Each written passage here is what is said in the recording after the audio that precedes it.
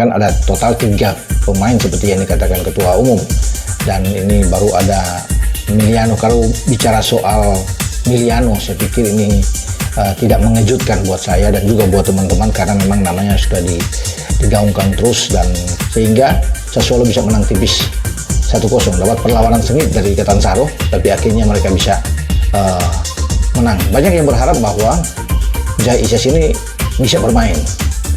Assalamualaikum warahmatullahi wabarakatuh.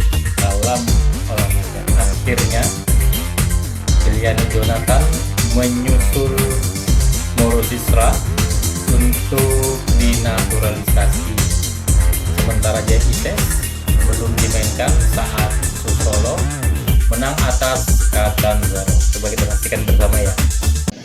Assalamualaikum warahmatullahi wabarakatuh. Salam sejahtera, salam sehat untuk kita semua. Apa kabar teman-teman?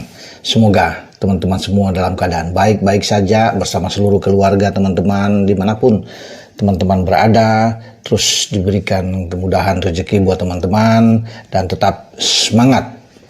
Emiliano Jonathan resmi diproses untuk dinaturalisasi menjadi warga negara Indonesia, dan proyeksinya tentunya itu pada bulan Oktober di putaran keempat Piala Dunia Zona Asia, di mana Indonesia terlibat dalam pertarungan. Ada 6 negara secara keseluruhan, kita ada di grup B, dan di sanalah Emiliano Jonathan akan memperkuat tim Garuda kita di bawah pimpinan pelatih kepala Patrick Kluivert, dan kita akan bermain 2 laga, tanggal 8 melawan Arab Saudi di Jeddah, dan di tempat yang sama juga di Stadion King Abdullah kita bertarung dengan Irak pada tanggal 11. Nah, itu digeber habis agar Emiliano bisa ada tersedia di sana, dan saya yakin ketika Ketua Umum Pak Erick Thohir sudah menyerahkan surat berkas dari semua dokumen dari Emiliano untuk diteruskan ke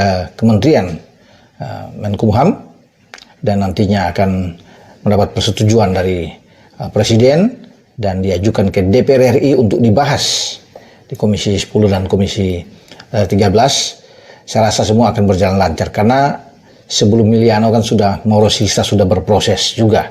Ya, tinggal nantinya dibahas di DPR RI, dan nampaknya 2 ini akan bersamaan, satu lagi nanti akan menyusul dengan berkas berikut, karena akan ada total 3 pemain seperti yang dikatakan ketua umum, dan ini baru ada Emiliano. Kalau bicara soal Emiliano, saya pikir ini tidak mengejutkan buat saya dan juga buat teman-teman, karena memang namanya sudah digaungkan terus, dan saya sudah bisa tahu ya jauh-jauh beberapa bulan terakhir bahwa dia salah satu yang diincar, dan terus ada pendekatan setelah deal, yakin semua, karena itu kan semua harus datang dengan niat baik dari Emiliano untuk serius menjadi warga negara Indonesia, juga pendekatan ke orang tua Emiliano, dan terjadi kesepakatan sana sehingga diyakinkan bahwa Emiliano siap membela tanah leluhurnya, karena ini memang anak dari keturunan di Depok ya, Jawa Barat, dan ayahnya kan sebelumnya sudah pernah datang ke Indonesia. Jadi saya rasa untuk Emiliano dia sudah memikirkan yang terbaik untuk karir dia. Masih muda, 21 tahun, dan nanti dia bisa diproyeksikan juga bisa bermain di U23. Jadi selain di tim senior. Jadi semoga berproses dengan sangat baik, karena kan kemarin seperti dalam Instagram yang dibuat oleh Ketua Umum bahwa dia sudah bertemu dengan Menpora, Mas Dito, ya, dan Pak Ketua sudah berterima kasih atas dukungan selama ini dari Kemenpora, dan juga bagaimana terus mensupport ya untuk pemain-pemain yang dibutuhkan, diperlukan untuk memperkuat tim nasional kita lewat proses naturalisasi ini. Dan sekarang ada Emiliano. Semoga pemain berikutnya yang ada di lini serang itu juga akan datang dengan cepat dan akan diproses sehingga mereka itu bisa bermain di putaran keempat. Ya, tapi sebelum ke putaran keempat kan ada FIFA Matchday. FIFA Matchday itu kita akan bermain di Surabaya di Gelora Bung Tomo menghadapi Lebanon dan menghadapi Kuwait. Ya. Apakah itu mereka sudah tersedia kalau dengan waktu sekarang, kalau dengan cepat, karena pertandingan itu berlangsung di antara tanggal 1 sampai tanggal 9 September, hanya 2 minggu ke depan lagi sudah harus siap. Nah, itu yang menjadi pertanyaan, apakah ini mereka cepat untuk diambil sumpah sehingga mereka bisa ada di pertandingan FIFA Matchday, ya. Karena kan tanpa Ole Romeni di depan memang yang dibutuhkan adalah seorang striker nomor 9 sekarang, ya, Mauro Silstra. Ya, juga dengan Miliano akan bergeser lebih ke sayap, ya, selain dia sebagai attacking midfielder. Satu lagi yang kita akan tunggu untuk bermain di lini serang juga, karena kabar terakhir bahwa salah satu adalah Adrian Wibowo, tapi kita lihat aja nantinya, ya teman-teman. Ya, sekarang tinggal berproses. Ya, kalau cepat ya bermain, kalau belum cepat ya tidak bisa akan bermain di FIFA Matchday, karena yang menjadi tujuan utama target adalah putaran keempat di bulan Oktober. Ya, itu kalau di bulan Oktober saya sudah yakin, karena mereka itu pasti, ya, kalau digenjot cepat di akhir Agustus bisa ambil sumpah, atau di September paling realistis untuk mereka ambil sumpah, sehingga mereka itu memang betul-betul kita dapatkan untuk bisa bermain di bulan Oktober, ya, menghadapi Arab Saudi dan menghadapi Irak. Semoga yang terbaik, yang dilakukan nanti oleh PSSI agar memperkuat tim nasional kita dengan pemain-pemain yang bagus, dalam upaya kita untuk meraih mimpi kita bisa lolos ke Piala Dunia 2026.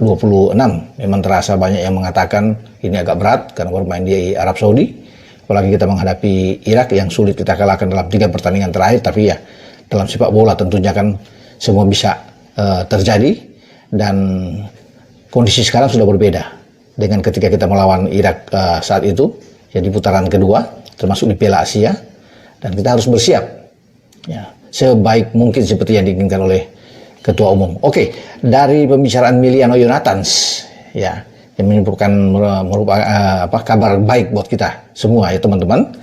Saya bergeser dengan Jai Isyas, ya, kapten tim nasional kita itu ada di bangku cadangan, belum dimainkan oleh pelatih Fabio Grosso ketika Sassuolo melakoni laga putaran pertama di Coppa Italia atau Piala Italia melawan Catanzaro dalam pertandingan kemarin malam. Dan Jai belum dimainkan, masih disimpan dulu, ada di bangku cadangan, termasuk dengan pemain Venezia lainnya yang menjadi satu paket dalam kontrak Sassuolo mengambil mereka dari Venezia. Valicande, dua-duanya ada di bench. Yang bermain di belakang di starting 11 untuk bermain dengan 4 back flat yang ditampilkan Fabio Grosso, pelatih Sassuolo ini, adalah Romanya dan Muhajlovic, ya, Tarik Muhajlovic yang bermain di belakang. Itu yang menjadi 2 pilar kuat ketika membawa Sassuolo itu lolos dari Serie B promosi ke Serie A, teman-teman. Nah, sementara gol tunggal, jadi mereka menang Sassuolo 1-0 sehingga melaju ke babak kedua. Gol itu diciptakan pemain belakang, Diop, ya, sehingga Sassuolo bisa menang tipis 1-0, dapat perlawanan sengit dari Catanzaro, tapi akhirnya mereka bisa menang. Banyak yang berharap bahwa Jai Isyas ini bisa bermain, ya, karena kan namanya ada di bench, tetapi tetap dia belum dimainkan. Ya, semoga dalam pertandingan melawan Napoli dalam laga pembuka di Serie A pada tanggal 23 Agustus yang akan datang, Jai bisa langsung dimainkan, karena sebagai pemain termahal yang ada di pemain belakang yang pernah dibeli oleh Sassuolo, dia memang disiapkan untuk Serie A, karena di sanalah dia akan bertarung habis-habisan di jantung pertahanan Sassuolo. Nah, entah dipasangkan dengan Romanya atau dengan Muhajlovic, kita akan tunggu nanti, ya, semua tergantung dari sang pelatih Fabio Grosso.